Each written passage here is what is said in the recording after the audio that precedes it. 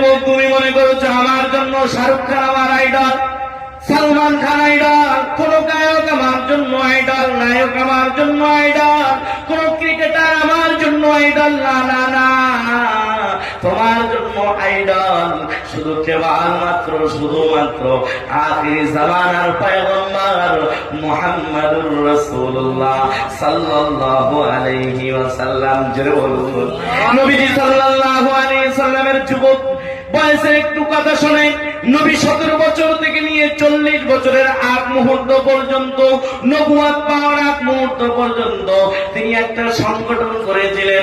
সমাজ সেবা করবেন, মানুষের পাশে দাঁড়াবেন, সমাজের যত কাজ আছে, মানুষের অসহায় যদি কেউ অসহায় পড়ে যায় তার পাশে নবীজি দাঁড়াতেন।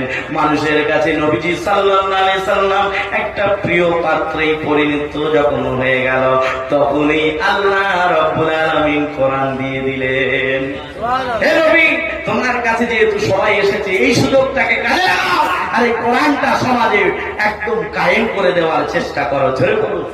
ও দুনিয়ার মানুষ, হিলফুল ফুজুল নামে সংগঠন নবীজি সংগঠন করলেন, প্রতিষ্ঠান করলেন। ও দুনিয়ার মানুষ, তার উদ্দেশ্য ছিল মানুষের পাশে দাঁড়ানো। তুমি যদি নিজের আইডল হিসাবে খুঁজতে চাও, যুবক মুহাম্মাদুর রাসূলুল্লাহ সাল্লাল্লাহু আলাইহি ওয়াসাল্লামকে আইডল মনে করো।